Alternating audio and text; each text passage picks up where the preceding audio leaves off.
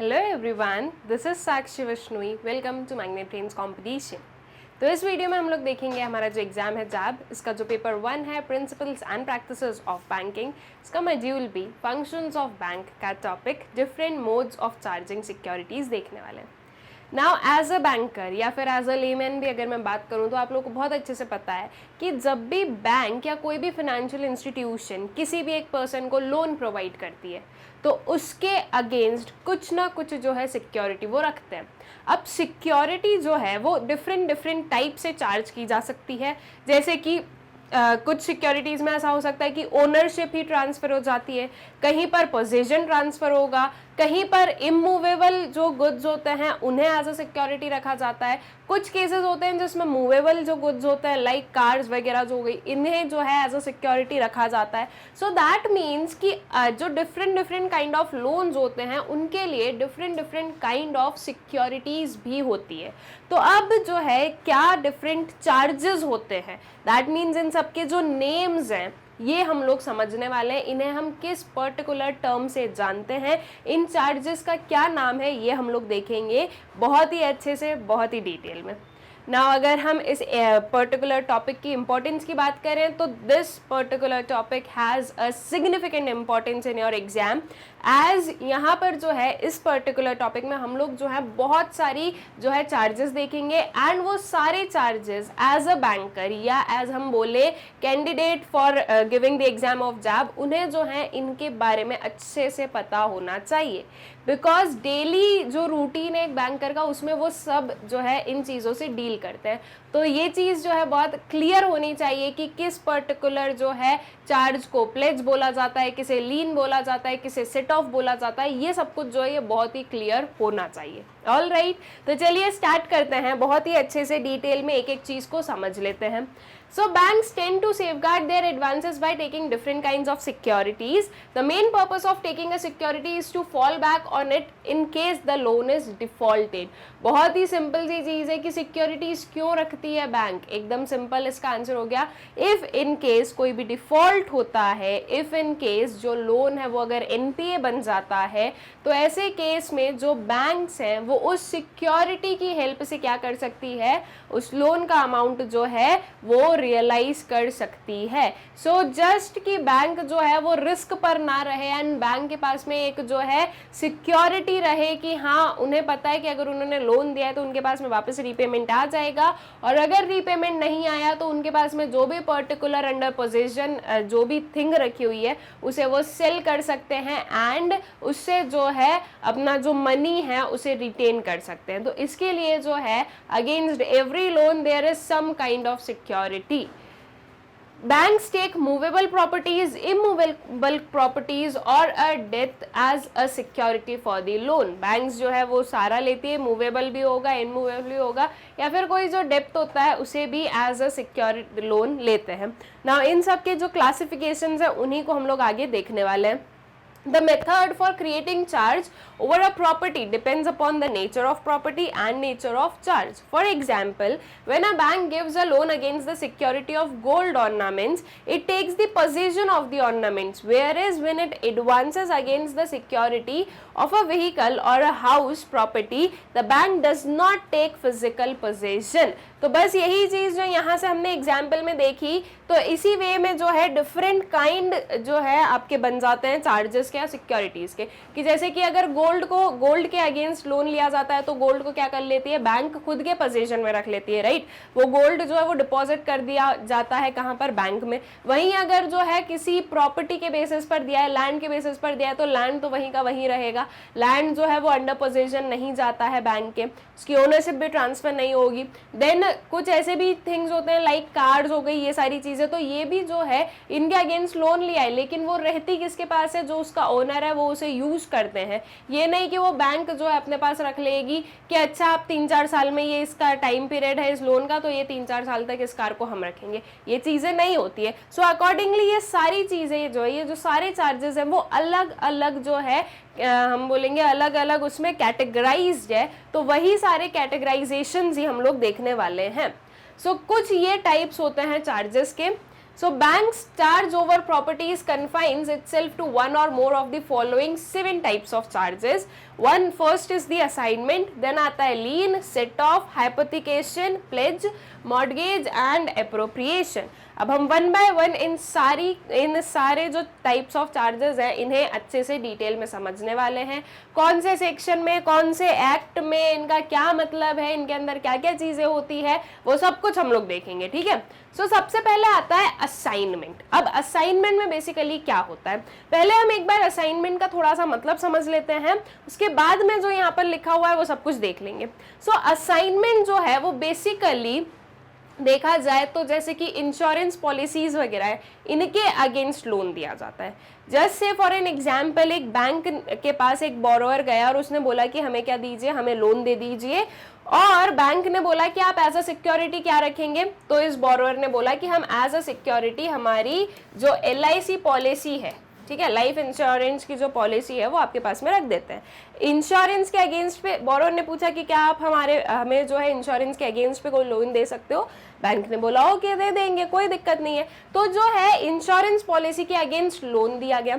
अब ये पॉलिसी जो है ये कहाँ चली गई, बैंक के पास चली गई, ठीक है। अब जस्ट इन केस की किसी पर्सन का जो है लाइफ इंश्योरेंस हो रखा है, ऑल राइट, अब वो लाइफ इंश्योरेंस मान लीजिए कुछ 2 लाख रुपीस का है, तो वो 2 लाख रुपीस का जो लाइफ इंश्योरेंस है उसके अगेंस्ट जो है बैंक लोन दे देगी कुछ मार्जिन को रखकर, ठीक है। कुछ मार्जिन जो है वो बैंक इसमें भी रखेगी कि 2 लाख की अगर पॉलिसी है तो उसमें जो है हमने कुछ 20-30,000 का मार्जिन रख लिया और उसके बाद में लोन प्रोवाइड कर दिया ना। अगर बोरोअर जो है वो अगर बैंक को रीपेमेंट कर देता है तो ये पॉलिसी वापस बोरोअर के पास में चली जाएगी। इफ इन केस जो है बोरोअर बैंक को जो है इसका रीपेमेंट नहीं कर पाता है, और अगर ऐसे केस में या फिर कभी भी जो है बोरोअर की बीच में ही कभी भी अगर डेथ हो जाती है तो ऐसे केस में बैंक क्या करेगी, इस LIC की जो पॉलिसी है उससे अपना जो अमाउंट है वो रियलाइज कर लेती है। इस टाइप ऑफ की जो हमारी चार्ज होता है उसे असाइनमेंट बोला जाता है। असाइनमेंट जो है वो बेसिकली इंश्योरेंस के अगेंस्ट हो गया, बुक डेप्ट्स के अगेंस्ट हो गया। बुक डेप्ट्स क्या होती है, बुक डेप्ट्स का मतलब है जैसे कि एक पर्सन है ए पर्सन है, इसे जो है कुछ डिफरेंट ग्रुप ऑफ पीपल या कुछ लोगों से जो है पैसे लेने हैं। दैट मीन्स हो सकता है कि एक एग्जाम्पल ले लेते हैं कि ए पर्सन जो है इन्होंने कुछ गुड्स सेल किए हैं से वर्थ ऑफ ₹1 लाख, और इसका जो अमाउंट है ये 1 लाख का जो अमाउंट है ये अभी तक ए को नहीं मिला है। तो ऑब्वियस सी बात है कि जब ए ने अगर 1 लाख के अगर गुड्स सेल किए होंगे तो ए ने कुछ ना कुछ जो है प्रॉमिसरी नोट या बिल्स ऑफ एक्सचेंज ऐसे कुछ बनाए होंगे, राइट। कुछ जो ऐसी कुछ इंस्ट्रूमेंट्स है वो जरूर ली होगी। They are the book debts की ए के पास में जो है इतना अमाउंट जो है उन्हें अभी अपने जो डेटर्स है उनसे क्या करना है, लेना है, ठीक है। दैट मीन्स ए के पास में वो मनी आने वाला है। तो ये जो 1 लाख का जो भी उनके पास में एक चार्ज होगा या जो भी एक प्रॉपर जो विटनेस है, एविडेंस है कि हाँ इसके अगेंस्ट उन्हें मनी मिलेगा, वो जो ये बोरोअर है ये बैंक के पास में रख सकते हैं और उसके अगेंस्ट भी जो है लोन ले सकते हैं, ठीक है। तो ये जो है इन्हें हम कहते हैं बुक डेप्ट्स। इनके अगेंस्ट भी जो लोन दिया जाता है उसे असाइनमेंट कहा जाता है। असाइनमेंट में बेसिकली हम कुछ 2-3 चीजें ही देखते हैं जिनके अगेंस्ट जब लोन दिया जाता है तो उसे असाइनमेंट कहा जाता है। नाउ इसका जो और प्रॉपर मीनिंग है, एकदम एग्जैक्टली जो एक एक चीज इसमें देखनी है वो चीज को एक बार हम लोग समझ लेते हैं। So it is the mode of providing security to the banker for an advance. It is a transfer of right, property और अ डेप्ट, ठीक है। यहाँ पर आपको क्या ध्यान रखना है कि असाइनमेंट में जो है ट्रांसफर की जाती है कोई भी राइट, कोई भी प्रॉपर्टी या फिर कोई भी डेप्ट को, ठीक है। The transferor is called assigner and the transferee is called assignee. ये जो टर्म्स है वो याद रखना है। ट्रांसफरर जो ट्रांसफर कर रहा है दैट मीन्स बोरोअर जो है वो असाइनर कहलाएगा, और जो बैंक है वो क्या होगी, वो होगी असाइनी, ठीक है। Borrowers generally assign the actionable claims to the banker as security for an advance.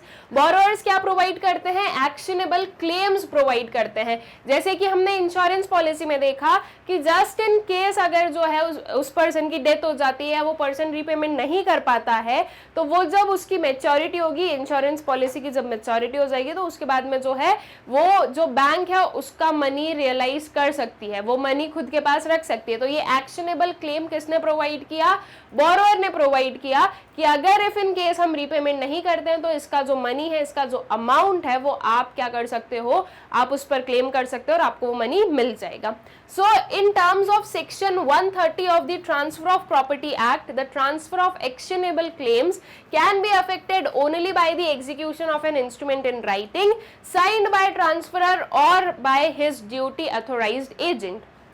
अब सबसे पहले यहां से जो चीज आपको याद रखनी है, दैट इज असाइनमेंट जो है वो कौन से एक्ट के अंदर आया है? सो that is in under the transfer of property act. ठीक है, ये क्वेश्चन बिल्कुल पूछा जा सकता है कि ट्रांसफर ऑफ प्रॉपर्टी एक्ट में कौन कौन से जो है चार्जेस इंक्लूड होते हैं। अभी हम आगे और भी पढ़ेंगे तो उससे आपको क्लियर हो जाएगा कौन कौन से होते हैं। इसके अलावा ऐसा भी पूछा जा सकता है कि असाइनमेंट जो है वो कौन से एक्ट में एक्सप्लेन किया गया है, तो उसका आंसर क्या होगा? Transfer of property act. कौन सा section? Section 130।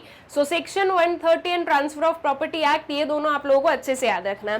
Then the transfer of the actionable claim can be affected only by the execution of an instrument in writing signed by transferor or by his duly authorised agent.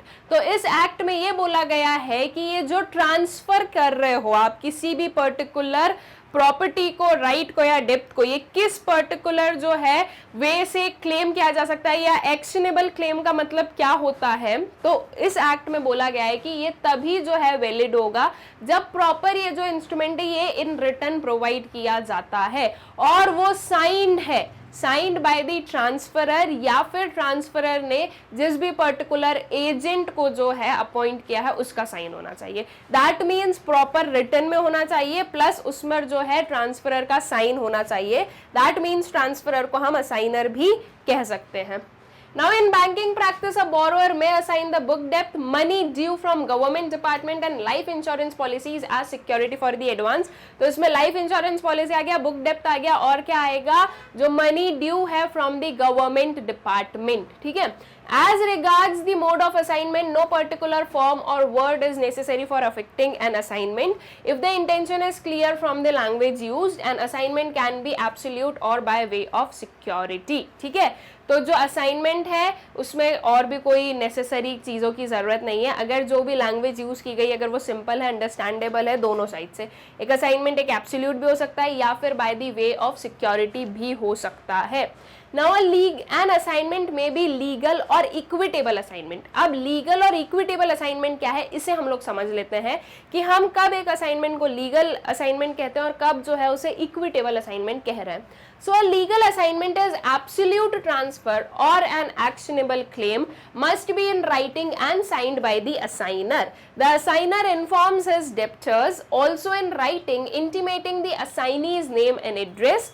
The assignee also serves a notice on the debtors and seeks his confirmation of balance assigned. If the formality is not fulfilled, the assignment is called an equitable assignment.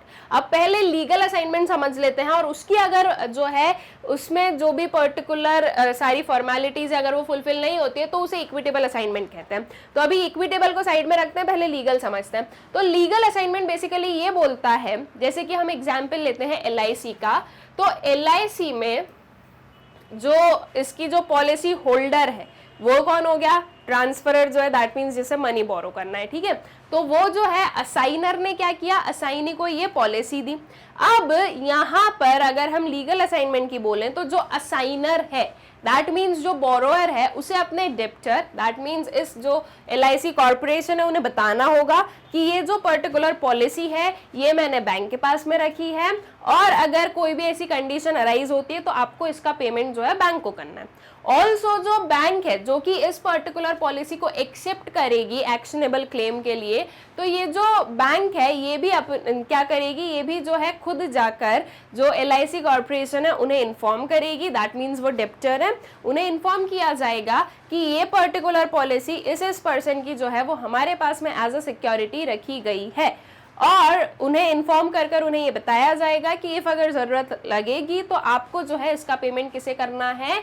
मुझे, that means bank को करना है। ठीक है, और जब debtor जो है वो इन सारे कंडीशंस को मानता है कि कि हाँ ठीक है, उन्हें पता है कि ये यहाँ से यहाँ चला गया है और अगर कुछ ऐसा कुछ होता है तो जो होल्डर है एक्चुअली में उसको पेमेंट ना कर कर बैंक को करना पड़ेगा, ठीक है। जब जो डेप्टर है वो भी अगर इन सारी कंडीशंस को मान लिया, उसने भी जो है सारी चीजें साइन कर दी, तो ये हो जाता है लीगल असाइनमेंट। दैट मीन्स इसमें जो है असाइनर असाइनी के अलावा एक और कौन सी पार्टी आ जाती है, डेप्टर, जिससे पैसा लेना है। ये हमने इंश्योरेंस पॉलिसी में देख लिया। इसी की जगह पर अगर कोई गवर्नमेंट डिपार्टमेंट से कोई मनी ड्यू है तो यहाँ पर वो पर्टिकुलर गवर्नमेंट डिपार्टमेंट आ जाएगा, वो डेप्टर बन जाएंगे। डेप्टर बेसिकली वो जिससे कि मनी लेना होगा, ठीक है। तो अकॉर्डिंगली जब पूरा इस असाइनमेंट की जो पूरी प्रोसेस है उसमें जब असाइनर, असाइनी और डेप्टर तीनों इंक्लूड हो जाते हैं और तीनों के जो है कंसेंट से ये चीज अंडरटेक की जाती है तो उसे लीगल असाइनमेंट कहा जाता है। और वहीं जब ये सारी फॉर्मेलिटीज पूरी नहीं होती है, दैट मीन्स हो सकता है कि इसमें जो है डेप्टर नहीं आया है बीच में, या फिर हो सकता है कि जो असाइनर है उसने तो डेप्टर को इन्फॉर्म कर दिया लेकिन असाइनी ने नहीं किया, तो ऐसे केस में कहीं ना कहीं इनकम्प्लीट रही जो फॉर्मेलिटीज हैं वो, तो इसे हम कहेंगे कि ये इक्विटेबल असाइनमेंट है, ठीक है। तो आई गेस आप लोगों को क्लियर हो गया है कि लीगल असाइनमेंट किसे कहा जाएगा एंड इक्विटेबल असाइनमेंट किसे कहा जाता है। So under the provision of the Insurance Act, a life insurance policy is assignable by the endorsement on the back of the policy or by a separate deed of assignment, but notice of such assignment must be given to the insurer by the assignee or assigner, ठीक है।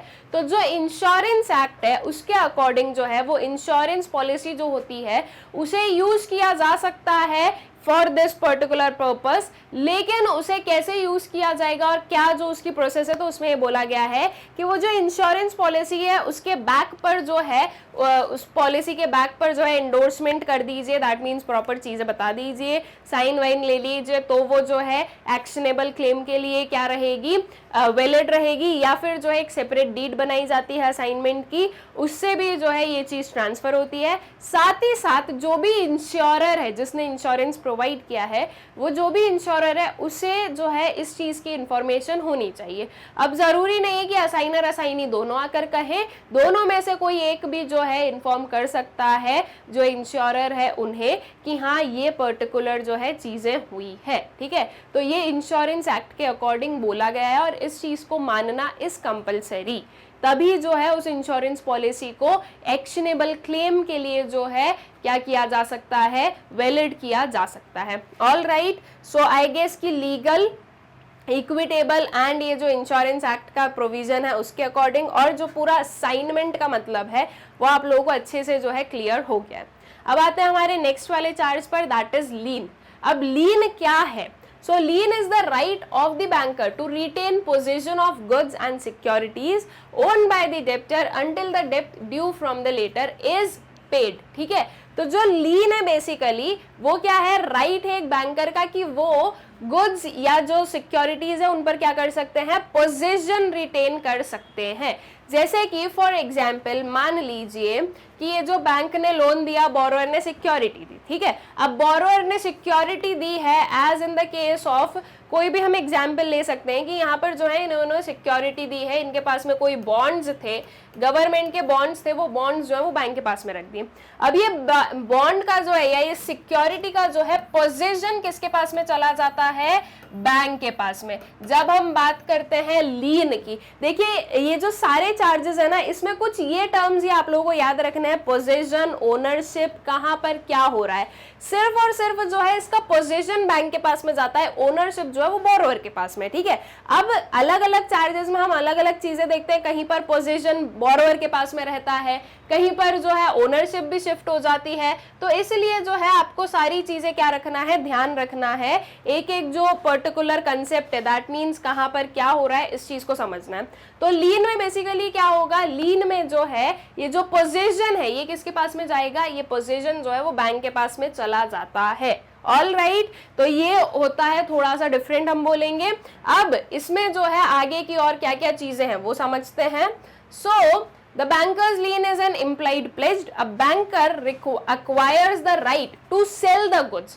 जब position गया है तो उसके साथ में banker के पास में क्या है, एक राइट है कि वो इन गुड्स को सेल कर सकते हैं, इफ इन केस जो भी रीपेमेंट है वो नहीं होता है तो, जैसे कि हमने बोला कि बॉन्ड्स जो है वो किसकी पोजीशन में चले गए, बैंक की पोजीशन में चले गए, तो अब बैंक जो है उसके पास में इसका राइट भी है कि वो क्या कर सकते हैं, इन बॉन्ड्स को सेल कर सकते हैं, which came into their possession in the ordinary course of banking business in case the debt is not paid। ठीक है, तो अगर डेप्ट पेड नहीं की जाती है तो वो जो है इन गुड्स को सेल कर सकते हैं। Now section 171 of the Indian Contract Act 1872 gives the banker an absolute right of general lien or goods and securities received by the bankers। Banker ने जितनी भी गुड्स और सिक्योरिटी रिसीव की है उन सारे गुड्स एंड सिक्योरिटी पर जो है एक बैंकर का एब्सोल्यूट राइट होता है of general lean. That means कि इफ अगर लगेगा तो वो जो है क्या किया जा सकता है, उन गुड्स या सिक्योरिटीज को सेल किया जा सकता है। ठीक है, दैट मीन्स जो बैंक है उसके पास में क्या है, राइट टू सेल होता है according to section 171 of Indian contract act 1872। ठीक है, however when a customer inadvertently leaves a packet containing certain share certificates, life insurance policy, fixed deposit receipts of other banks, etc.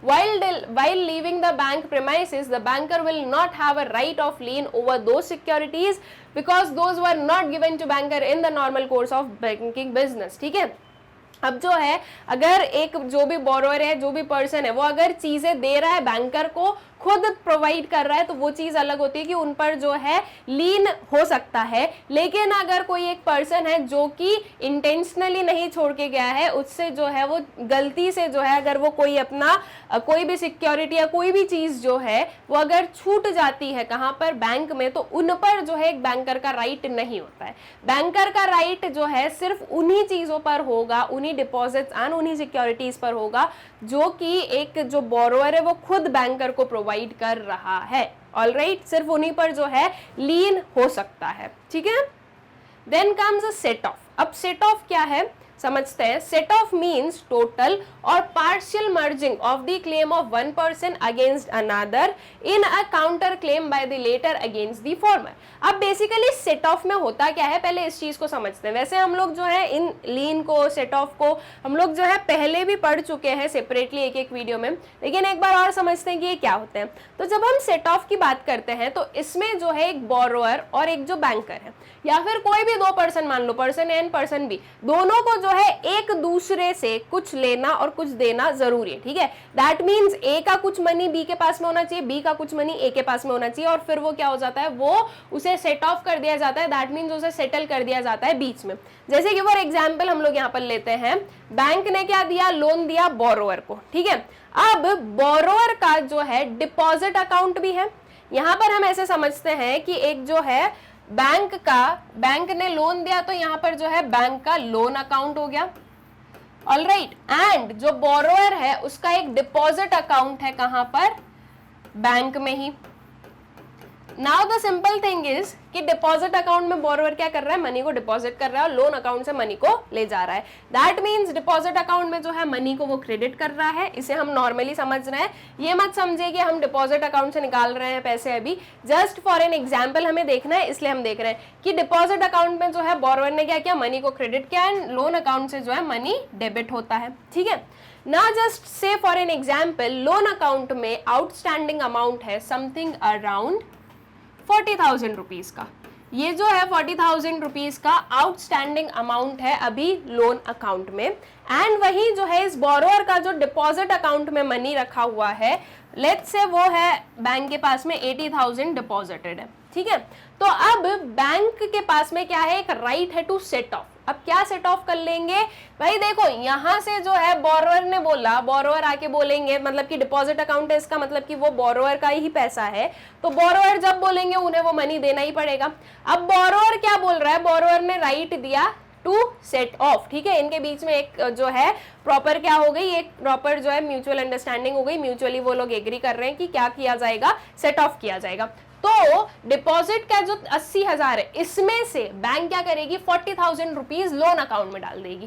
That means ये कैसे possible हुआ, ये इसलिए possible हुआ क्योंकि bank को कुछ ना कुछ अमाउंट बोरोवर को देना था, बोरोवर को कुछ ना कुछ अमाउंट बैंक को देना था, तो वो जो अमाउंट जो कि सेटल हो पा रहा था उसे सेटल कर दिया गया। ठीक है, क्योंकि ये जो डिपॉजिट अकाउंट है दैट मीन्स डिपॉजिट में जो भी मनी है वो बैंक को जब भी बोरोवर बोलेगा तब उसे रिटर्न करना ही पड़ेगा, राइट। तो दैट मीन्स 80,000 का जो है बैंक के पास में कर्ज रखा हुआ था हमारा और बोरोवर के पास में जो है 40,000 का कर्ज था, तो उस पर्टिकुलर को जो है क्या कर दिया गया, सेट ऑफ कर दिया गया। तो सेट ऑफ जब हम बात करते हैं तो ये चीज बहुत ज्यादा कंपलसरी हो जाती है कि जो दोनों पार्टीज हैं, दोनों पार्टीज के पास में एक दूसरे के जो है कोई ना कोई क्लेम्स होने चाहिए। दोनों पार्टीज को जो है एक दूसरे को कुछ देना भी रहेगा, कुछ अमाउंट ऑफ मनी देना भी रहेगा एंड कुछ अमाउंट ऑफ मनी लेना भी रहेगा। तो जो ये दोनों के बीच का जो ये है कि आपको मनी देना है, आपको मनी लेना भी है और साथ ही साथ आपको भी मनी देना है, तो इसको जो है सेटल कर दिया जाता है एक म्यूचुअल अंडरस्टैंडिंग के हिसाब से।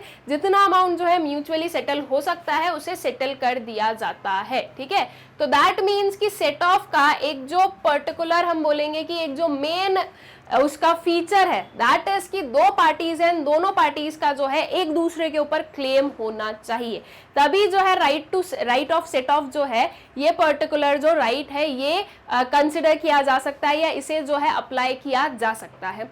So it is in effect the combining of accounts of debtor and creditor to arrive at the net balance payable to one or the other। ठीक है, वही चीज जो अभी मैंने आपको एक्सप्लेन की कि ये क्या है, ये कंबाइन करता है डेप्टर और क्रेडिटर के अकाउंट्स को जो कि एक नेट बैलेंस पेएबल पर आते हैं। अब जैसे कि हमने देखा कि 40,000 का जो लोन अकाउंट था वो सेटल कर दिया गया, अब कितना बचा डिपॉजिट में, 40,000 ही बचा है। तो पहले बैंक को जो है 80,000 का जो है पेमेंट करना होता एक बोरोवर को या एक डिपॉजिटर को, अब जो है उसमें से 40,000 लोन में चला गया है, लोन अकाउंट में चला गया, उसका लोन सेटल कर दिया। अब सिर्फ और सिर्फ बैंक के पास में नेट बैलेंस कितना बचा है, 40,000 का। तो दोनों के जो क्लेम्स थे उसे पहले सेटल किया गया और एक नेट बैलेंस पर आया और वो नेट बैलेंस जो है वो 40,000 का आया है कि ये जो है ये बैंक किसको देगा, बोरोवर को पे करेगा।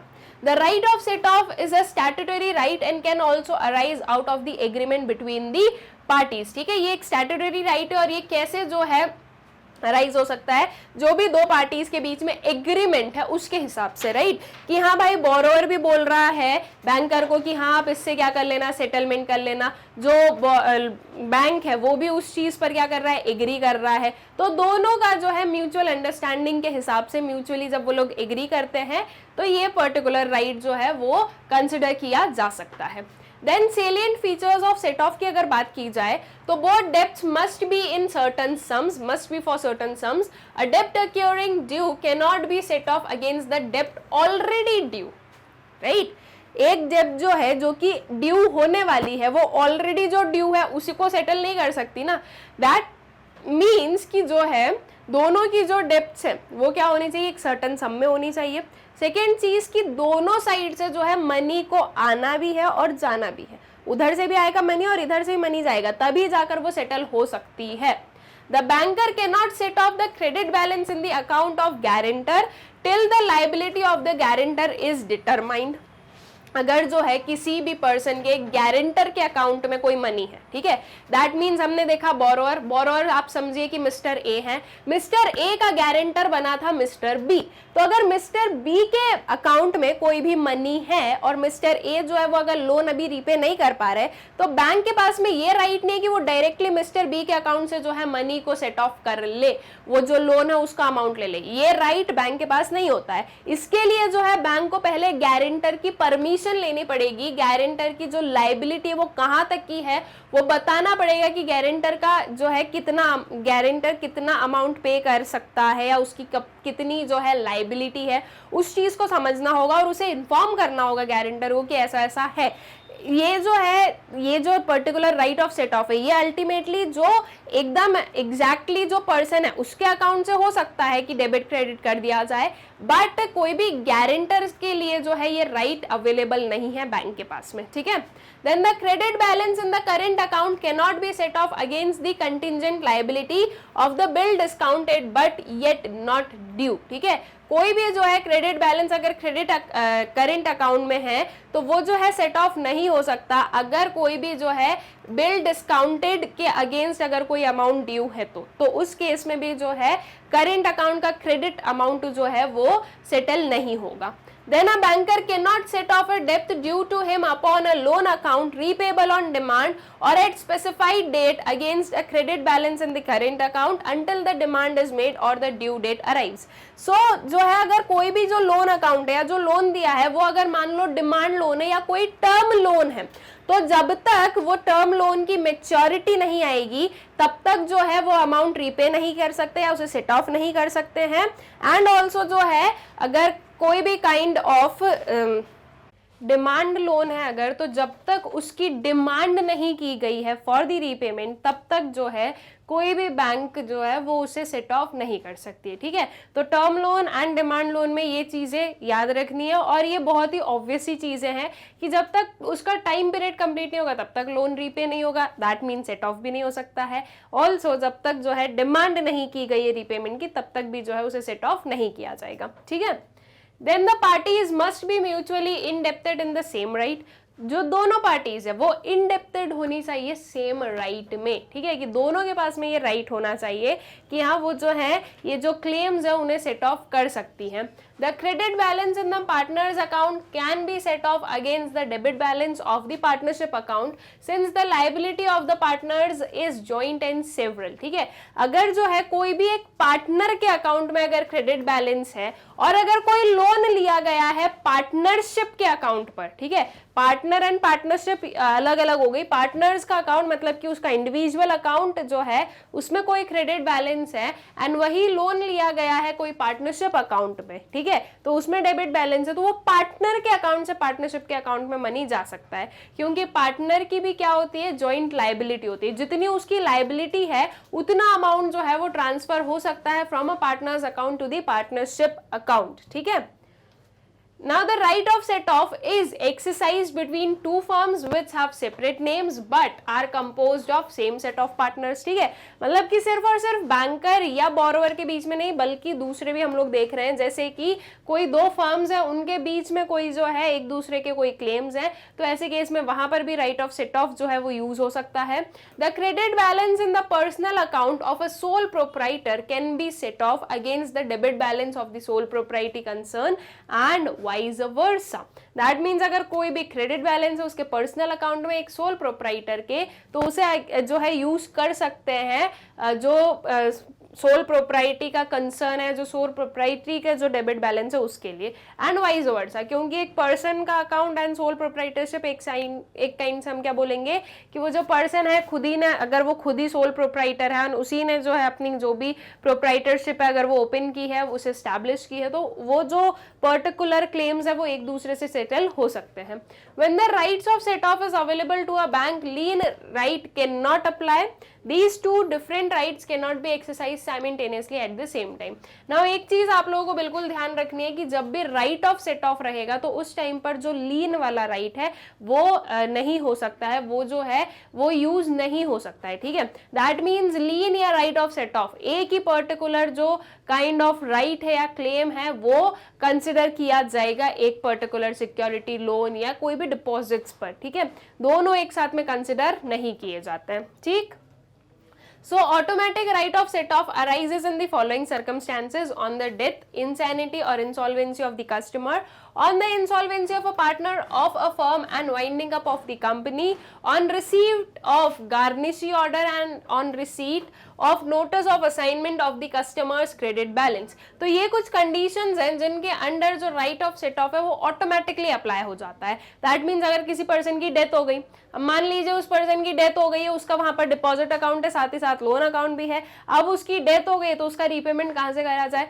डिपॉजिट अकाउंट में मनी है तो उसे सेट ऑफ कर लिया जाएगा। तो इस वजह से जो है ये कुछ चीजें हैं, ये कुछ हमारे सर्कमस्टेंसेस है जिनके अंडर जो राइट ऑफ सेट ऑफ है वो ऑटोमेटिकली एक्सरसाइज किया जाता है। वहां पर जो है कोई भी म्यूचुअल अंडरस्टैंडिंग वाली बात ही नहीं आती है, वो ऑटोमेटिकली जो है कंसिडर किया जाता है। ठीक है, Now the right of set off available to a banker under different situations can be understood better after going through the following chart. अब किस किस पर्टिकुलर केस में राइट ऑफ सेट ऑफ हो सकता है, किस में नहीं होगा, उसे समझते हैं।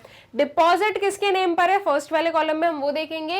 लोन किसके नेम पर है, और status of availability of set off right to the banker, that means available है या नहीं है। अब देखते हैं कि किसके नेम पर डिपॉजिट है, किसके नेम पर लोन है। डिपॉजिट मान लीजिए कोई सिंगल पर्सन है और जॉइंटली विथ अदर्स जो है उसने लोन लिया है, तो इस केस में जो सेट ऑफ है वो अवेलेबल है। देखिए अगर जो है एक पर्सन है एक ए पर्सन है, उसका अकाउंट है एक बैंक के साथ में, एंड साथ ही साथ उसने एक लोन लिया है, एंड उस लोन में जो है ए बी दोनों ने जो है मिलकर एक लोन लिया है, तो ऐसे केस में उस लोन को रीपे करने की जो लायबिलिटी वो ए के पास में भी है। इसीलिए जो है अगर ए का कुछ डिपॉजिट रखा हुआ है, कोई क्रेडिट अमाउंट है, तो वो जो है वो इस डेबिट अमाउंट को कैंसिल आउट कर सकती है, ठीक है, बिकॉज ए भी जो है वो लायबल है रीपेमेंट के लिए। इसलिए अगर सिंगल पर्सन के नेम पर कोई डिपॉजिट है और अगर जॉइंटली उन्होंने किसी और के साथ में लोन लिया है, तो ऐसे केस में जो राइट ऑफ सेट ऑफ है वो अवेलेबल होता है। Then deposit in the name of the partner in a firm, किसी एक पार्टनर के नाम पर क्या है डिपॉजिट है, और मान लीजिए लोन किसके नाम पर है, पार्टनरशिप फर्म के नेम पर है, तो वो जो पार्टनर है उसकी लायबिलिटी होगी उस पार्टनरशिप फर्म में, राइट। तो वो जितनी लायबिलिटी है उतना जो है सेट ऑफ का क्या है, राइट अवेलेबल है।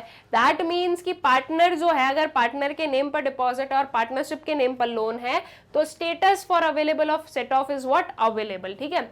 अब अगर मान लीजिए कोई सिंगल नेम पर डिपॉजिट है और वही सिंगल नेम पर लोन है, तो ऑब्वियस सी बात है सेम नेम पर ही लोन है, तो वो तो अवेलेबल ही है। दैट मीन्स मेरा मान लीजिए कोई अकाउंट है, डिपॉजिट अकाउंट है बैंक के साथ में, सेम बैंक के साथ में मेरा लोन अकाउंट है, तो यहाँ पर जो है मेरे ये जो एक अकाउंट से दूसरे अकाउंट में मनी है वो क्रेडिट डेबिट हो सकता है, ये राइट क्या है, अवेलेबल होता है।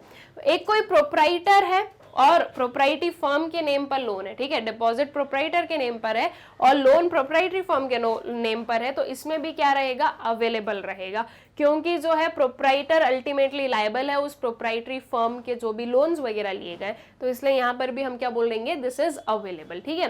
देन मान लीजिए डिपॉजिट किसके नाम पर है, पार्टनरशिप के नाम पर है, और लोन लिया गया है वन ऑफ द पार्टनर्स ने, दैट मीन्स पूरे पार्टनरशिप के फर्म पर जो पार्टनरशिप फर्म जो है उसके नेम पर डिपॉजिट है, एंड लोन जो है उनमें से किसी एक पार्टनर ने लिया है। तो अब अगर एक पार्टनर ने लोन लिया है, एक इंडिविजुअल पार्टनर ने अगर लोन लिया है, तो दैट क्लियरली मीन्स कि वो पार्टनर ने जो लोन लिया है वो उसके खुद के काम के लिए लिया है, उसने पार्टनरशिप के लिए नहीं लिया है, उनकी जो फर्म है उसके लिए लोन नहीं लिया है, उसके अपार्ट और किसी काम के लिए लोन लिया है।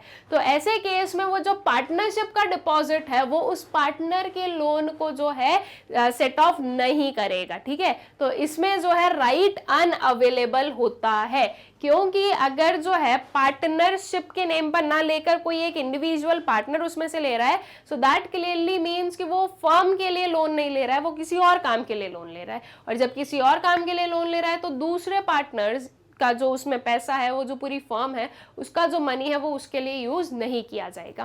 देन कोई ट्रस्ट है, कोई ट्रस्ट के नेम पर क्या है, डिपॉजिट है, और उसमें से जो है लोन किसके नेम पर है, किसी ट्रस्टी के नेम पर है, प्रॉपर पूरे ट्रस्ट के नेम पर क्या है, डिपॉजिट है, और उसमें से किसी ट्रस्टी के नेम पर लोन लिया गया है, तो ये भी क्या है, नॉट अवेलेबल, ठीक है, क्योंकि पूरा ट्रस्ट जो है वो एक ट्रस्टी ने नहीं बनाया है ना, और वो एक ट्रस्टी का जो लोन वगैरह है वो पूरा ट्रस्ट थोड़ी ना पे करने वाला है, तो इसलिए ये भी चीज क्या है, नॉट अवेलेबल होती है।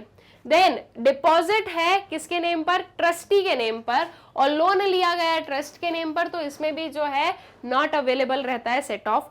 Then comes dividend account of the company, loan account of the company, तो यहाँ पर भी जो है नॉट अवेलेबल रहेगा सेट ऑफ का right. Minor operated by guardian, कोई माइनर है जो कि ऑपरेट हो रहा है बाय गार्जियन, उसके नेम पर डिपॉजिट है और जो लोन लिया है वो गार्जियन के नेम पर लिया है, तो ऐसे केस में भी सेट ऑफ अवेलेबल नहीं है।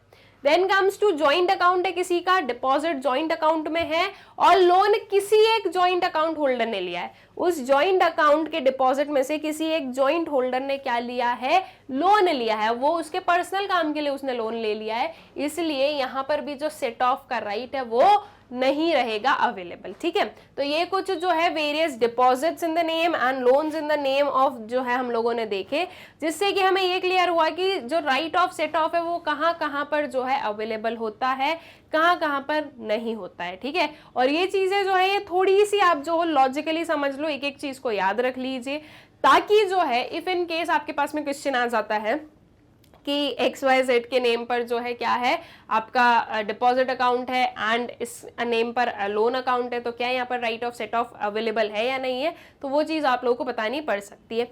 ऑल्सो जो है कुछ केस स्टडी फॉर्म में भी जो है इनके ऊपर क्वेश्चंस आ सकते हैं। ठीक है, देन नेक्स्ट जो हमारे पास में चार्ज आता है, नेक्स्ट टाइप ऑफ जो चार्ज है दैट इज हाइपोथिकेशन। ठीक है, नाउ हाइपोथिकेशन में क्या होता है, so the term hypothecation means a charge in or upon any movable property existing or future created by a borrower in favor of the secured creditor without delivery of possession of the movable property to such creditor as the security for financial assistance, and includes floating charge, and crystallization of such charge is to be fixed into fixed charge on movable property.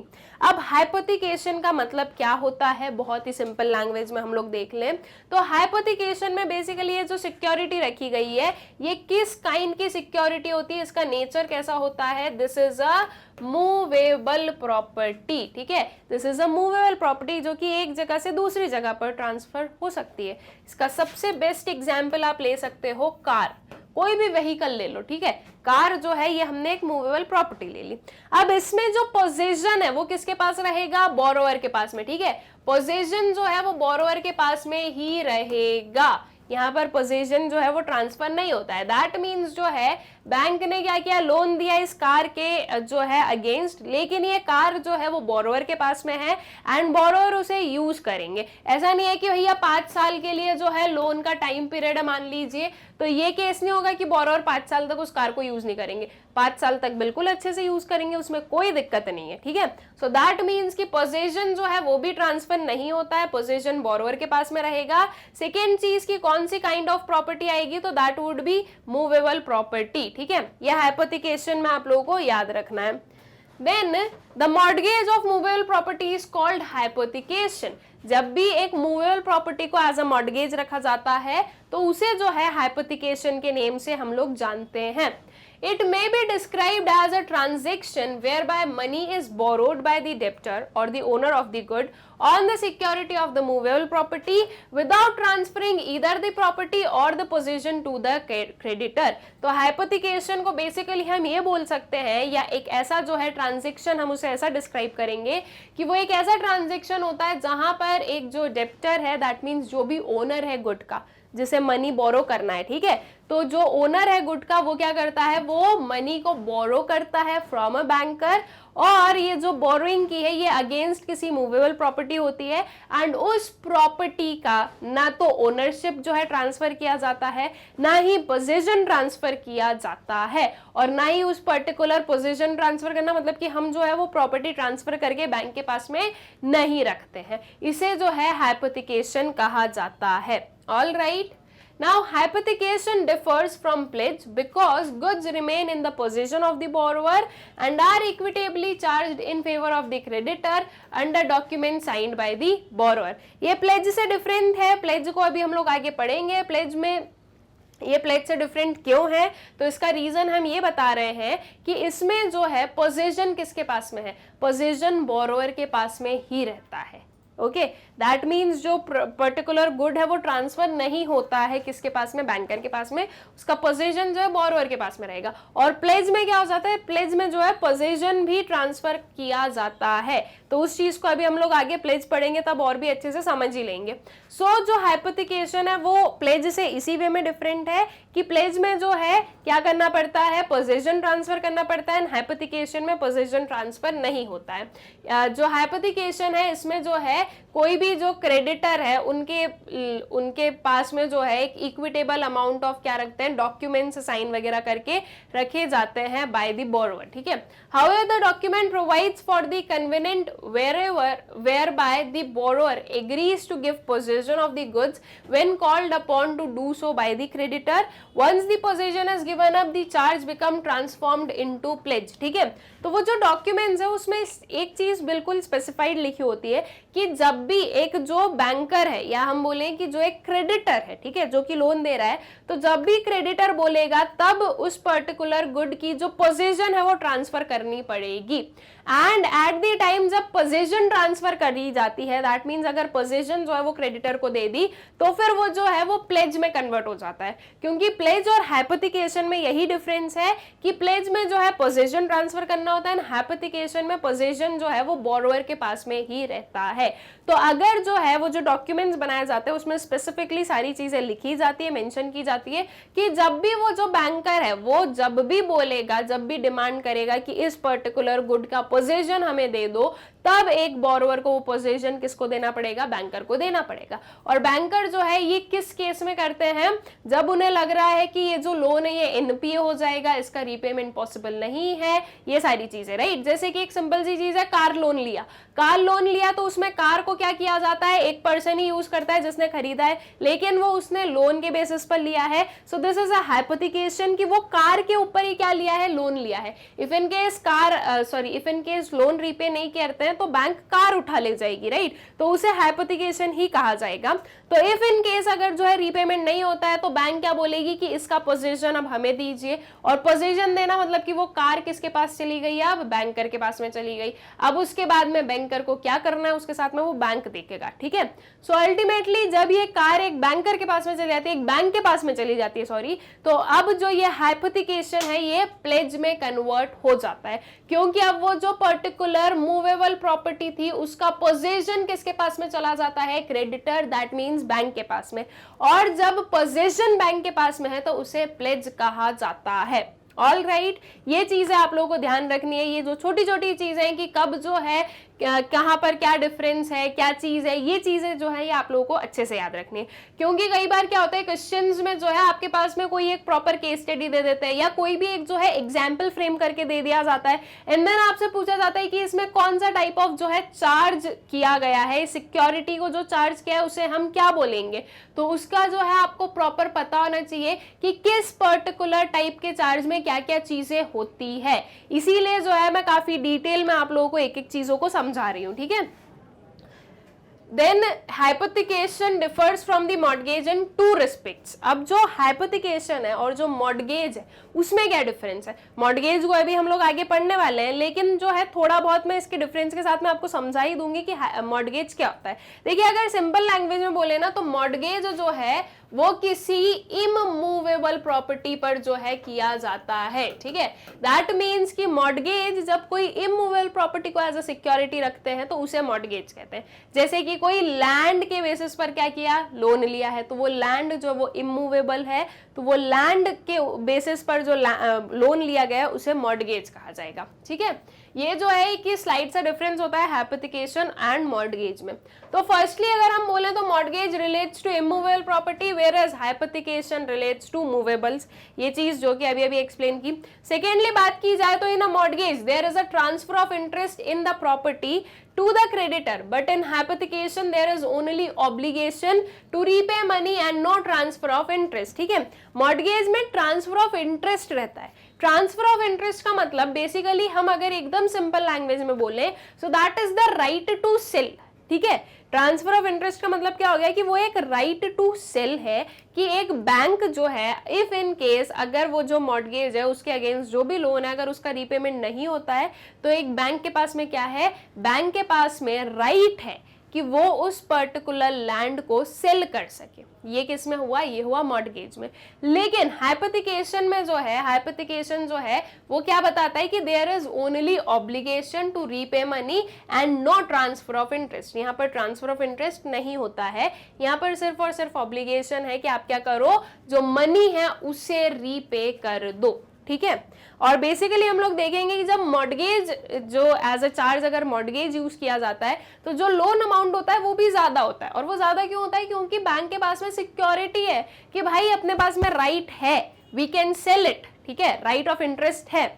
और वहीं जब हम hypothecation की बात करते हैं तो वो स्मॉल अमाउंट के लिए दिया जाता है। जैसे कि अगर कार लोन लिया है तो जितनी वो कार की वैल्यू है उससे कुछ मार्जिन रखा जाएगा, सेम वैल्यू पर नहीं दिया जाता है, कुछ मार्जिन रखा जाएगा एंड फिर लोन दिया जाएगा, ठीक है, कि हाँ इतना जो है हम फाइनेंस कर देते हैं और इतना आप डाउन पेमेंट कर दीजिए। तो इस वे से जो है हाइपोथिकेशन एंड मॉर्गेज क्या होते हैं, एक दूसरे से डिफर करते हैं। Then comes pledge. अब pledge का मतलब क्या है? So pledge means bailment of goods for purpose of providing security for the payment of debt or performance of promise as per the section 172 of Indian Contract Act 1872, ठीक है।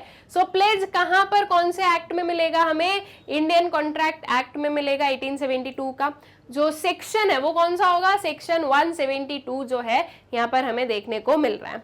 तो pledge जो है वो क्या होता है? वो बेसिकली एक बेलमेंट होता है of goods for purpose of providing security for payment of डेप्ट और परफॉर्मेंस ऑफ प्रॉमिस, ठीक है।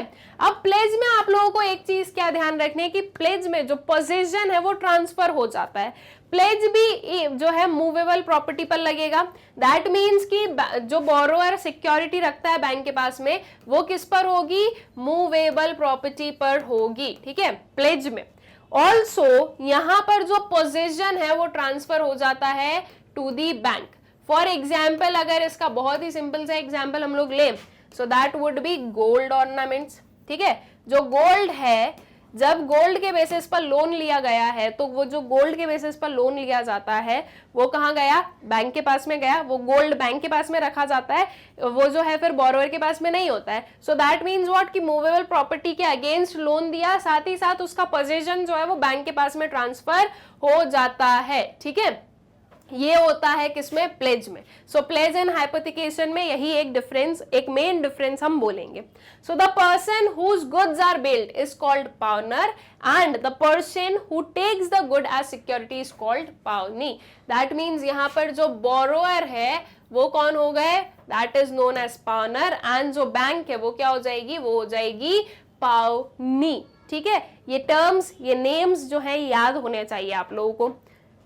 Then the following are the legal implication of the pledge. क्या क्या है legal implication? The ownership of the property is retained by the pawner, which is subject only to be qualified interest which passes to the pawnee by the bailment.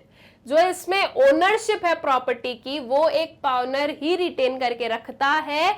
Subject कब तक है? जब तक जो है वो अगर जस्ट इन केस मान लीजिए जो गोल्ड लोन पर क्या लिया गया, गोल्ड लोन पर क्या गोल्ड के अगेंस्ट लोन लिया गया, गोल्ड लोन ले लिया, तो अब जो है पोजीशन तो बैंक के पास में चला गया, लेकिन ओनरशिप किसके पास में है? बोरोवर के पास में, दैट इज पाउनर के पास में। बट इन केस अगर जो है बोरोवर अगर उसका रीपेमेंट नहीं कर पाता है तो उसकी ओनरशिप भी ट्रांसफर हो जाएगी टू दी बैंक, ठीक है। दैट मीन्स ओनरशिप जो है वो एक पाउनी के पास में क्या हो जाएगी? ट्रांसफर हो जाएगी। सो इस वे से जो है पहले तो एक पाउनर के पास में ही जो है जो ओनरशिप है वो रिटेन करके रखी जाती है, बट फिर अगर जो है सब्जेक्ट टू द इंटरेस्ट अगर लग रहा है कि हाँ भाई ये जो लोन है इसका रीपेमेंट नहीं हो रहा है तो इन दैट केस उसकी ओनरशिप जो है वो पाउनी के पास में कन्वर्ट या शिफ्ट हो जाती है, ट्रांसफर हो जाती है, ठीक है। One of the main and most essential requirement of the pledge is the actual or constructive delivery of the goods to the pawnee. Actual या फिर कंस्ट्रक्टिव डिलीवरी, दैट मीन्स वही कि पोजीशन क्या हो गया? पोजीशन पाउनी के पास में है, बैंक के पास में पोजीशन है। By constructive delivery, it is meant that there need be no physical transfer of goods from the custody of the pledger or pawner to the pawnee. All that is required is that the good must be placed in the possession of the pawnee or of any person authorized to hold them on his behalf, ठीक है। तो जो constructive delivery है उसका मतलब क्या है? उसका मतलब ये हुआ कि कोई भी फिजिकल ट्रांसफर नहीं हुआ है गुड्स का from the custody of the pleasure, ठीक है। कस्टडी से जो है ट्रांसफर नहीं हुआ है, बट एक चीज ये भी बोलते हैं इसमें कि जो है जो सारे गुड्स हैं वो किसके पास में होना चाहिए? किसके पोजीशन में होना चाहिए? जो पाउनी है उसके पोजीशन में, या फिर दैट मीन्स बैंक जो हमारे एग्जाम्पल के हिसाब से चल रहा है, या फिर बैंक के अथोराइज्ड किसी भी पर्सन के पास में ये जो है सारे गुड्स होने चाहिए, ठीक है। Then goods may be delivered by one of the following ways as mentioned in the Sale of Goods Act. Sale of goods act में ये कुछ प्रोविजंस गिवन है, कुछ चीजें मेंशन्ड है, उसके अकॉर्डिंग जो गुड्स हैं वो डिलीवर किए जा सकते हैं इनमें से किसी भी पर्टिकुलर प्रोसेस में, ठीक है। जैसे कि by handing over the key of the godown in which the goods are kept. Now जैसे कि गोल्ड था तो गोल्ड तो हमने देख लिया कि भाई गोल्ड जो है वो ट्रांसफर कर दिया, लेकिन just say for an example जो ये पर्टिकुलर प्लेज लिया गया है ये अगेंस्ट लिया गया है वीट के, ठीक है। वीट जो है वो एज अ गुड क्या किया गया, किसके पोजीशन में रखी गई, जो बैंक है उनके पोजीशन में, और एक बोरोवर ने बोला कि आप हमें वीट के अगेंस्ट पर क्या कर दो, लोन दे दो। बैंक मान जाएगी, कुछ एक शॉर्ट टाइम पीरियड के लिए लोन दे भी देती है, ठीक है। तो इन दैट केस अब कोई वीट जो है वो सीधे के सीधे उठा के हम बैंक में तो नहीं रख सकते, राइट, पॉसिबल ही नहीं है। तो इसलिए जो है इसका जो गोडाउन है उसकी कीज जो है वो हैंडेड ओवर की जा सकती है टू दी बैंक, ठीक है। इस वे से जो है क्या किया जा सकता है, इस वे से जो ट्रांसफर है गुड्स का वो हो सकता है। Then by attornment, that is if the goods are in public warehouse, the warehouseman acknowledges to the pawnee that he will hold the goods thereafter on behalf of the pawnee, ठीक है। First वाला देख ले कि keys दे दी godown की, second वाला हो जाता है अटॉर्नमेंट के थ्रू। अब अटॉर्नमेंट का क्या मतलब हो गया, जैसे कि कोई भी जो है अगर पब्लिक वेयर हाउस में गुड्स रखे हैं तो ऐसे केस में जो वो पर्टिकुलर जो वेयर हाउस का ओनर है, राइट, जो वेयर हाउस मैन है जो वहां पर सारी चीजों को देखता है वो एक्नॉलेज करता है एक पावनी को, दैट मीन्स बैंक को, वो बोलेगा कि हाँ ठीक है आपके लिए जो है हम इन गुड्स को क्या करेंगे, हमारी कस्टडी में रख के रखेंगे, दैट मीन्स हमारे पोजीशन में रखेंगे। दैट इन केस कि वो चीज ये एक्नॉलेज कर रहा है कि जस्ट इन केस अगर जो पावनर है, दैट मीन्स जो बोरोवर है, अगर वो आ भी जाता है उनके गुड्स को जो है यहाँ से निकालने के लिए, तो वो जो वेयर हाउस मैन है वो उसे ये नहीं करने देगा, बिकॉज उसने एक्नॉलेज किया है बैंक को कि हाँ उनके बिहाफ में जो है वो एक सेफली जो है उन गुड्स को गोडाउन में स्टोर कर रखेंगे, ठीक है। Then handing over the document of the title of goods such as railway receipt, bill of loading, warehouse receipts etc, ठीक है। जो भी टाइटल ऑफ गुड्स से रिलेटेड जो भी डॉक्यूमेंट्स है वो सारे हैंडेड किए जा सकते हैं किसके पास में, जो बैंक है उनके पास में, ठीक है। जो भी जैसे भी जो है उन गुड्स को आपने ट्रांसपोर्ट करवाया है, जो भी वे है, जिसके भी वे से जो है वो एक गोडाउन में गए हैं, वो सारी जो रिसीट्स वगैरह है वो किसके पास रखी जा सकती है, बैंक के पास में, ठीक है। तो ये जो है डॉक्यूमेंट्स देकर भी क्या हो सकता है, जो पोजीशन है वो शिफ्ट हो जाता है। Even if the goods are in possession of the pawner, he may acknowledge that he holds them thereafter for and on behalf of the pawnee। अब ऐसा भी हो सकता है कि पाउनर जो है वो क्या कर रहा है, पाउनर के पास में जो है गुड्स रखे हुए हैं, उसी के पोजीशन में रखे हुए हैं, ठीक है। दैट मीन्स एक बोरोवर की ही पोजीशन में है, तो ऐसे केस में ये जो बोरोवर है ये क्या करेगा, ये एक्नॉलेज करेगा बैंक को कि मैं जो हूं आपके बिहाफ में इन गुड्स को रख के रखूंगा, ठीक है। ये इन गुड्स का जो है, इन गुड्स को मेरे पोजीशन में रखूंगा आपके बिहाफ में। ये प्रॉपर जो है रिटन एक्नॉलेजमेंट्स होते हैं। Then an agreement of pledge may be implied from the nature of the transaction or the circumstances of the case. However, an agreement in writing clearly laying down the terms and conditions leaves no ambiguity, ठीक है। जो भी agreement है pledge का, उसमें जो है जो भी नेचर ऑफ ट्रांजेक्शन है, जो भी सर्कमस्टांसेस है, वो सारे चीजें इम्प्लाइड होती है।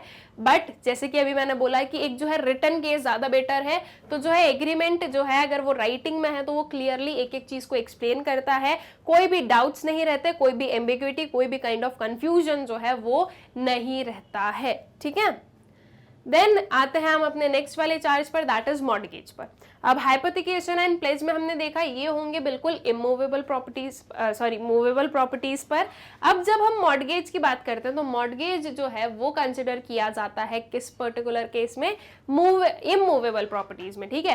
दैट मीन्स जब कोई भी इमूवेबल प्रॉपर्टी के अगेंस्ट लोन लिया जाता है तो उसे जो है मॉर्गेज कहा जाएगा, ठीक है। अब मॉर्गेज के बारे में जो एक एक चीज है वो देख लेते हैं, इसके ये कुछ डिफरेंट टाइप्स ऑफ मॉर्गेजेस है, इन्हें भी हम लोग जो है अच्छे से समझ लेते हैं कि ये सारी चीजें क्या होती है। Mortgage is a transfer of interest in an immovable property to secure an advance loan or an existing debt or a future debt or performing an obligation. Transfer of Property Act contemplates 6 types of mortgages. They are, ठीक है.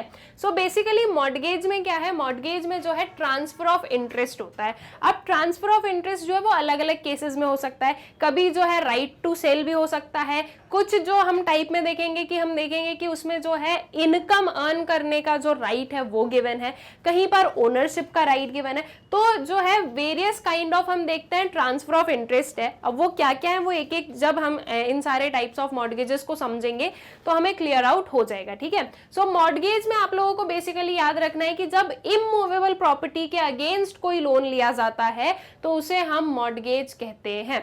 Now जो transfer of property act है उसके अंदर कुछ ये 6 types of जो है मॉर्गेजेस होते हैं. कौन कौन से ये देखते हैं. Simple mortgage, mortgage by deposit of title deeds, usufructuary mortgage, mortgage by conditional sale, English mortgage and anomalous mortgage. Now one by one इन सब का जो है बहुत ही शॉर्ट में हम लोग मीनिंग समझते हैं. सबसे पहले आ जाते हैं सिंपल मॉर्गेज पर.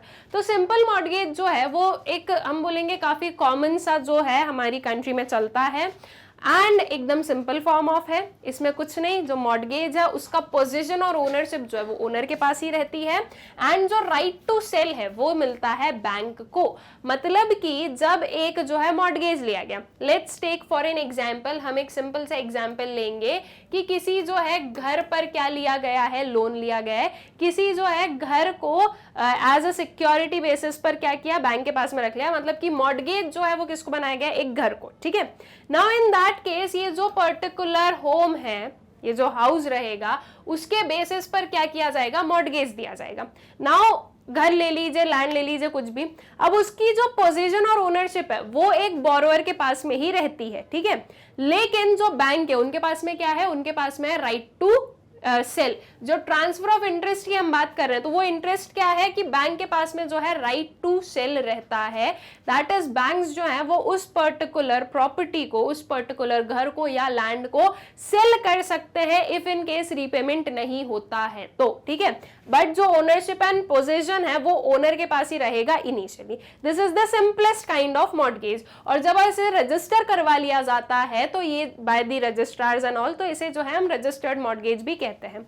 फिर आता है mortgage by deposit of title deeds. अब टाइटल डीड्स का मॉर्गेज क्या है, तो इसमें बेसिकली जो उस पर्टिकुलर मॉर्गेज से रिलेटेड जितने भी डॉक्यूमेंट्स होते हैं, जब वो चीज बैंक के पास में रख दी जाती है तो उसे हम कहते हैं mortgage by deposit of title deeds. ये मोस्ट कॉमन फॉर्म ऑफ जो है मॉर्गेज है जो कि इंडिया में यूज किया जाता है. सिंपल मॉर्गेज भी यूज किया जाता है, लेकिन अगर हम मोस्ट कॉमन की बात कर रहे हैं तो वो आएगा आपका mortgage by deposit of title deeds. इसमें बेसिकली एक जो पर्सन है जिसका जो कि लोन ले रहा है, दैट मींस जो बोरोवर है, वो सारे जो डॉक्यूमेंट्स है उस पर्टिकुलर जो है लैंड से रिलेटेड या प्रॉपर्टी से रिलेटेड उसे क्या किया जाता है, उसे जो है बैंक के पास में रख दिया जाता है, ठीक है. That is the mortgage by deposit of title deeds. Transfer of documents and also right to sell होता है बैंक के पास.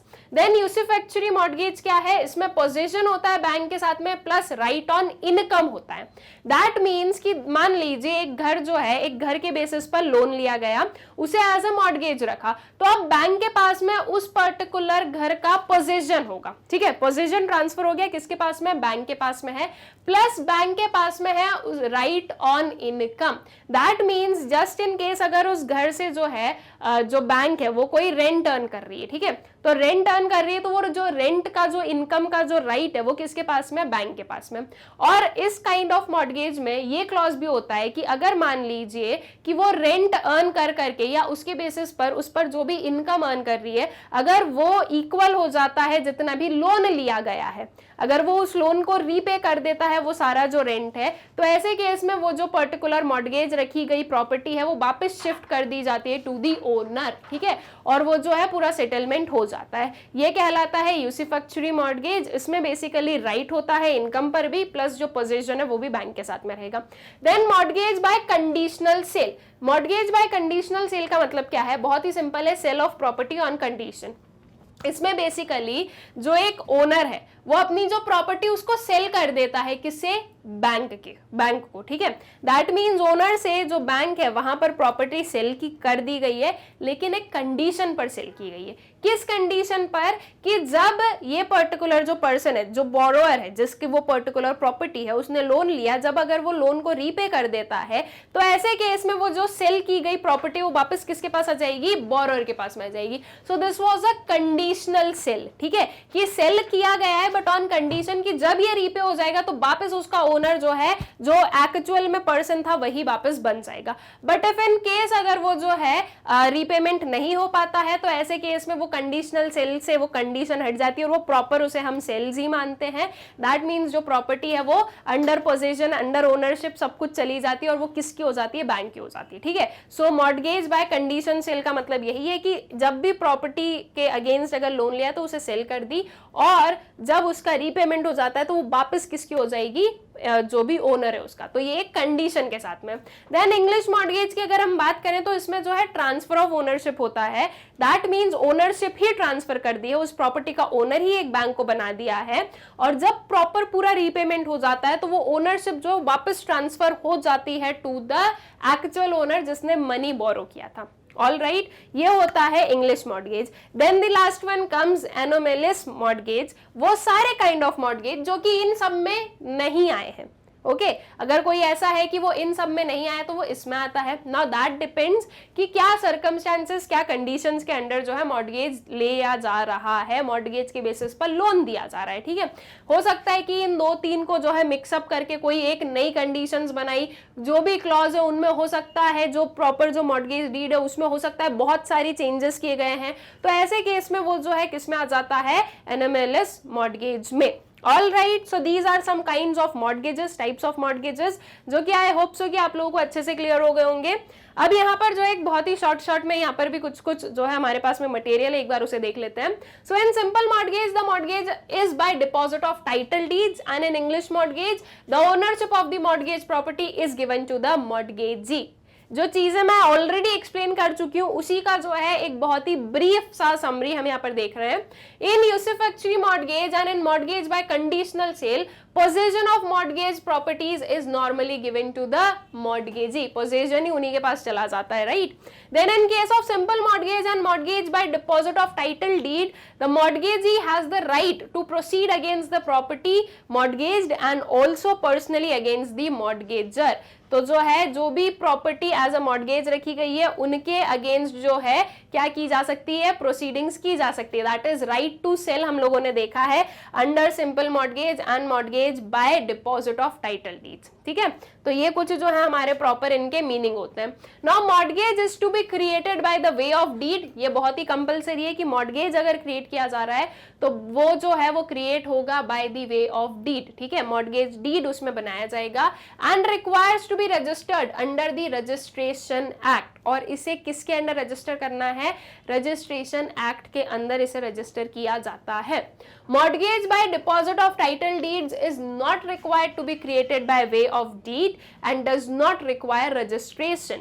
जो मॉर्टगेज है जो कि किसके थ्रू बनाया गया है? डिपॉजिट ऑफ टाइटल डीड्स में। तो इसमें जो है कोई भी काइंड ऑफ अगर डीड नहीं भी बना रहे तो कोई दिक्कत नहीं है, इसमें रिक्वायरमेंट नहीं होती है और ना ही इसमें रजिस्ट्रेशन की जरूरत है। बाकी अगर कोई भी काइंड ऑफ मॉर्टगेज लिया गया है, कोई भी टाइप में हम देख रहे हैं, तो उसमें जो है डीड भी बनाना जरूरी है, साथ ही साथ रजिस्ट्रेशन एक्ट के अकॉर्डिंग रजिस्टर भी होना चाहिए। The rule of priority in case of successive mortgages is in the order of time they are created. Successive mortgages that means कोई भी एडिशनल मॉर्टगेजेस पर क्या किया जा रहा है? लोन दिया जा रहा है या कुछ भी, तो वो जो है प्रॉपर कब वो क्रिएट हुए हैं ये सारी चीजों को ध्यान में रखते हुए होता है। Limitation period for filing a suit for sale of mortgage property is 12 years from the date of mortgage डेप्थ बिकम्स ड्यू, ठीक है। तो जो लिमिटेशन पीरियड है for filing a suit that means कि इफ इन केस अगर कोई भी लोन का रीपेमेंट नहीं हुआ है तो ऐसे केस में वो जो पर्टिकुलर प्रॉपर्टी है वो सेल करेगा बैंक, तभी वो उस मनी को रियलाइज करेगा। तो बैंक ऐसा नहीं है कि डायरेक्टली जाकर सेल कर देगा, बैंक को भी जो है पूरी कोर्ट प्रोसीडिंग्स वगैरह करनी पड़ेगी, तभी वो पर्टिकुलर प्रॉपर्टी जो है वो सेल होगी, ठीक है। तो इन दैट केस क्या होगा, इन दैट केस हम ये बोलेंगे कि एक जो लिमिटेशन पीरियड है कि ये जो प्रॉपर कोर्ट में फाइलिंग वगैरह है, ये सब कुछ है, ये 12 ईयर्स का होता है फ्रॉम द डेट जब से वो मॉर्गेज ड्यू हो गया है। दैट मीन्स जब ये क्लियरली समझ में आ गया कि ये जो पर्टिकुलर लोन है ये एनपीए बन चुका है, उसके बाद में ऑन एंड मैक्स अगर हम बात करें तो 12 साल का टाइम पीरियड गिवन होता है टू अ बैंक और टू द क्रेडिटर कि वो जो है एक फाइल कर सकते हैं सूट अगेंस्ट दी मॉर्गेज, ठीक है, कि उसे सेल वेल करना है। All right, then limitation period for filing a suit for foreclosure is 30 years from the date of mortgage debt becomes due। foreclosure के लिए 30 days का टाइम पीरियड है जब से वो mortgage due बना है तब से। Enforcement of mortgage is governed by the Code of Civil Procedures 1908। Suit for sale of mortgage properties should be filed in the court within whose jurisdiction the mortgage property is situated। ठीक है, ये जो सारा जो cell वगैरह है ये कहाँ से होगा, ये जो फाइल किया जाता है ये प्रॉपर कोर्ट में जिसके भी jurisdiction में ये सारे काम होते हैं वहां पर जो है ये सारे केसेस जाएंगे। In the suit for sale of mortgage properties the court first passes a preliminary decree and thereafter a final decree। ठीक है, सो पहले जो है प्रोसेस पे प्रोसेस होती है प्रॉपर कोर्ट की, तो उस हिसाब से ही जो है सारी चीजें की जाएगी। देन हमारा जो लास्ट वाला मोड ऑफ चार्जिंग सिक्योरिटीज है वो देखते हैं, that is right of appropriation. Now right of appropriation basically बहुत ही इजी राइट है, जैसे कि for example, let's say for an example हम बोल रहे हैं कि एक पर्सन है उसने 3 लोन लिए, ठीक है, एक पर्सन है, मान लीजिए ये जो बोरोअर है इन्होंने 3 लोन लिए हैं, से इनके जो है 3 अलग अलग अकाउंट्स हम बना देते हैं, A account, B account and C account, just for an understanding. अब मान लीजिए ये लोन लिया गया है और इसमें जो है बोरोअर का आउटस्टैंडिंग अमाउंट जो है ए वाले अकाउंट में वो है 50,000 का, ठीक है, बी वाले अकाउंट में मान लेते हैं ये है 20,000 का, एंड सी वाले अकाउंट में let's assume this is of 40,000, ठीक है, इसे हम 40,000 का अज्यूम कर लेते हैं। ये कुछ हो गया हमारे पास में। अब इसके बाद में मान लीजिए बोरोवर जो है वो बैंक के पास में मनी को क्या कर रहे हैं, डिपॉजिट कर रहे हैं, मतलब कि उन्होंने बताया नहीं है कि कौन से अकाउंट में उन्हें मनी डालना है, उन्होंने बस मनी दे दिया है कुछ समथिंग से 80,000 रुपीज। तो अब बैंक के पास में अगर कोई भी प्रायर इंफॉर्मेशन नहीं है कि इस 80,000 को कैसे यूज करना है, तो बैंक के पास में राइट ऑफ एप्रोप्रिएशन है कि वो ए बी सी जो भी इनके हिसाब से इनको सही लग रहा है वो 80,000 को वैसे ही डिपॉजिट कर देगी। हो सकता है बैंक जो है 50,000 का ए वाला जो अकाउंट है वो कंप्लीट कर दे, बी वाला 20,000 का कर दे, 70 हो गया, 10,000 जो है सी वाले अकाउंट में डाल दे, या फिर ये हो सकता है कि सी और बी को कंप्लीटली फिनिश आउट कर दे एंड ए में भी जो है मनी को डिपॉजिट कर दे। अगर ए जो है बैंक के पास में कोई भी प्रायर इंफॉर्मेशन नहीं है तो इस केस में बैंक के पास में होता है राइट ऑफ एप्रोप्रिएशन की वो जो है किसी भी अकाउंट में क्या कर सकते हैं, इस पर्टिकुलर मनी को डिपॉजिट कर सकते हैं। लेकिन अगर बोरोअर ने प्रॉपरली बताया है कि इस 80,000 में से जो है ए अकाउंट को आपको कंप्लीटली जो है क्या करना है, सेटल करना है, बी अकाउंट को कंप्लीटली सेटल करना है और सी अकाउंट में जो बचा हुआ रिमेनिंग है वो डालना है, तो फिर जो है बैंक को अकॉर्डिंगली जो इंफॉर्मेशन दी है वैसे ही काम करना पड़ेगा। तो जो राइट ऑफ एप्रोप्रिएशन है वो बेसिकली तब अप्लाई किया जाता है जब बैंक के पास में कोई प्रायर जो है इंफॉर्मेशन नहीं होती कि इस अमाउंट को किस वे में यूज करना रहेगा, ठीक है। So when a debtor has several debts with a creditor, section 59, 60 and 61 of the Indian Contract Act 1872 deal with appropriation of payments made by the debtor to the creditor, ठीक है। तो ये जो राइट ऑफ एप्रोप्रिएशन है ये कहाँ हम देखेंगे, इंडियन कॉन्ट्रैक्ट एक्ट 1872 में अंडर सेक्शन 59, 60 एंड 61, ठीक है। This principle also applies to the loans obtained from the bank. ये जो प्रिंसिपल है किस पर अप्लाई करता है, लोन्स पर, मतलब कि उस पर भी अप्लाई करता है। ये जो डेप्थ की हम बात कर रहे हैं बेसिकली जो बैंक से लोन लिए जा रहे हैं उस पर भी ये चीज अप्लाई करती है।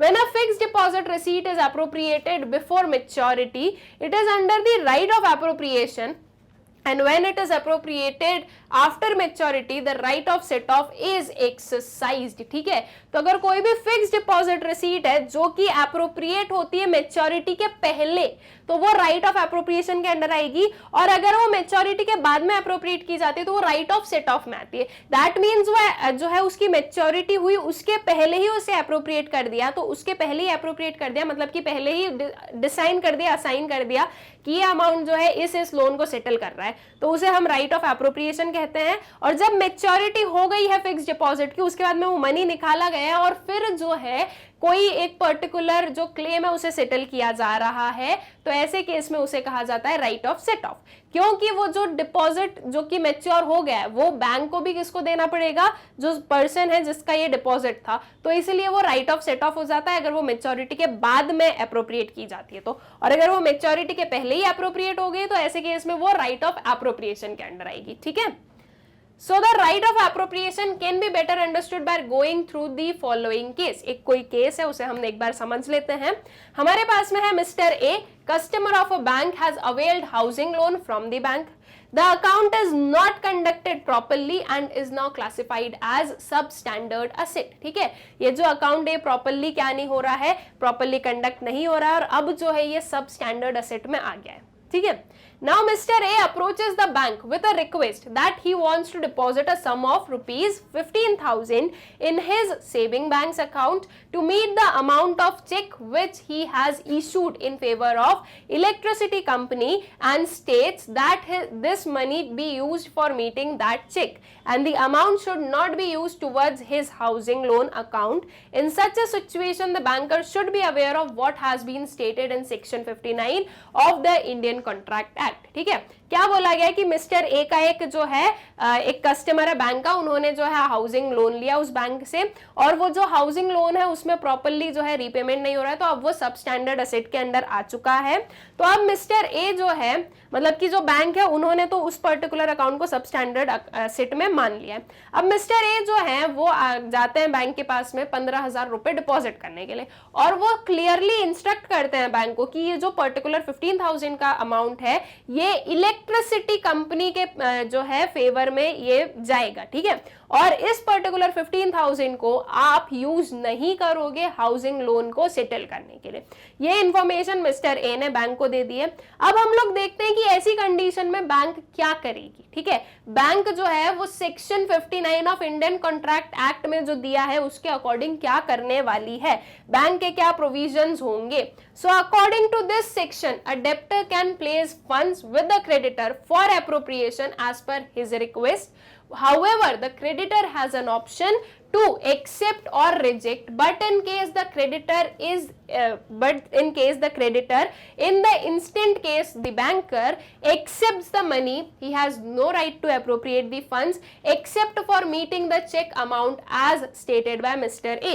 Banker cannot appropriate the amount of housing loan account as the amount was deposited for a specific person purpose। ठीक है, सो अकॉर्डिंग टू सेक्शन क्या बोला गया है कि अगर जो डेप्टर है वो अगर कोई भी फंड्स जो है क्रेडिटर के पास में रखता है फॉर द एप्रोप्रिएशन, तो ऐसे केस में जो बैंकर है दैट मीन्स जो क्रेडिटर है, हमारे केस में हम लोग बैंकर बोलते हैं, तो बैंकर जो है उनके पास में ऑप्शन है कि वो इस पर्टिकुलर जो पूरी ट्रांजेक्शन है इसको एक्सेप्ट कर सकते हैं या फिर रिजेक्ट कर सकते हैं। लेकिन अगर ऐसा कोई केस है जिसमें कि क्रेडिटर के पास में क्या है, क्रेडिटर जो है वो इस मनी को एक्सेप्ट करते हैं, अगर कर लेते हैं, उन्होंने रिजेक्ट नहीं किया, उन्होंने क्या किया, बैंक ने एक्सेप्ट कर लिया उस मनी को, तो अगर एक बार एक्सेप्ट कर लिया है और इन दैट केस जो पर्टिकुलर पर्सन था, जो कस्टमर था, उसने क्लियरली इंस्ट्रक्ट किया था कि ये चीजें हैं और वो सुनने के बाद में बैंक ने क्या किया है, एक्सेप्ट किया है मनी को, तो अब बैंक के पास में राइट नहीं है कि वो इसे हाउसिंग लोन के लिए यूज कर ले। अब बैंक को जो है उस कस्टमर ने जो बोला है उसी के अकॉर्डिंग क्या करना पड़ेगा, उसी के अकॉर्डिंग जो है उस 15,000 को यूज करना पड़ेगा। तो इनिशियली बैंक के पास में ऑप्शन होता है कि वो एक्सेप्ट कर सकते हैं, रिजेक्ट कर सकते हैं उस पर्टिकुलर डिपॉजिट को, बट अगर वो एक्सेप्ट करते हैं तो जैसे अगर कोई स्पेसिफिक इंस्ट्रक्शन दिया गया है तो अगर एक्सेप्ट किया गया है तो इंस्ट्रक्शन के हिसाब से ही बैंक को वर्क करना पड़ेगा। ये चीज बोली गई है under section 59 of Indian contract act. तो इन दैट केस हम बोले बोलेंगे कि अब जो बैंक है वो हाउसिंग लोन के लिए इस पर्टिकुलर मनी को यूज नहीं करेगी, ये जो मनी है ये किस लिए यूज होगा, इलेक्ट्रिसिटी कंपनी या कॉर्पोरेशन जो भी था, कंपनी था, उसके अगेंस्ट ही जो है या उसके फेवर में ही जो है वो चेक ड्रॉ करना पड़ेगा। और if in the other case अगर वो रिजेक्ट करती है तो फिर तब जो है बैंक के पास में ऑप्शन होता है कि वो रिजेक्ट कर दे कि वो हम नहीं देंगे मनी, पहले आप हाउसिंग लोन का पेमेंट कीजिए, ठीक है। तो इस वे से भी किया जा सकता है। और उसके अपार्ट राइट ऑफ एप्रोप्रिएशन का जो प्रॉपर एग्जाम्पल था कि अगर एक पर्सन नहीं बताता है कि उसे कहां कहां डिपॉजिट करना है तो उस केस में जो है जो राइट ऑफ एप्रोप्रिएशन है वो अप्लाई हो जाता है, ठीक है। सो आई गेस ये चीज आप लोगों को अच्छे से क्लियर हो गई है। तो ये हमारे वेरियस डिफरेंट मोड्स थे of charging security, which I hope so कि आप लोगों को सारे ही अच्छे से क्लियर हो गए। विद दिस हम लोग इस वीडियो के एंड पर आते हैं एंड इसे एंड करने से पहले एक छोटी सी इंफॉर्मेशन मैं आप लोगों को देना चाहूंगी, दैट इज ये जो सारे वीडियोस हैं ये आप बहुत ही इजीली एक्सेस कर सकते हैं मैग्नेट ब्रेन्स की ऑफिशियल वेबसाइट से। एकदम सिंपल प्रोसेस है, आपको गूगल ओपन करना है, वहां आपको सर्च करना होगा www.magnetbrains.com, तो जो वेबसाइट है वो ओपन हो जाएगी। जब आप इसे स्क्रॉल करेंगे तो लेफ्ट हैंड साइड पर आपके पास में वेरियस कोर्सेज के ऑप्शंस हैं। इनमें से एक कोर्स का ऑप्शन आपको दिखेगा जैप कैप, जब आप इस पर क्लिक करेंगे तो इसके अंदर की जो वेरियस प्लेलिस्ट है वो आपको विजिबल हो जाएंगी। इनमें से आपको जो भी कोर्स के वीडियोस देखने हैं उसके वॉच नाउ पर क्लिक कीजिए। वॉच नाउ पर क्लिक करने से टॉपिक वाइज लिस्ट आप लोगों के सामने होगी एंड जो सारे वीडियोस हैं वो आपके सामने सिस्टमैटिकली अरेंज्ड आपको मिल जाएंगे। उनमें से आपको जिस भी वीडियो को एक्सेस करना है उसके वॉच नाउ पर क्लिक कीजिए तो वीडियो प्ले हो जाएगा। इसी वे में आप बहुत ही इजीली किसी भी टॉपिक को फाइंड आउट कर सकते हैं with the help of website. Also हमारा जो YouTube चैनल है मैग्नेट ब्रेन्स कॉम्पिटिशन, आप लोग उसे सब्सक्राइब करें, इन वीडियोस को ज़्यादा से ज़्यादा शेयर करें and please do like the videos. Thank you.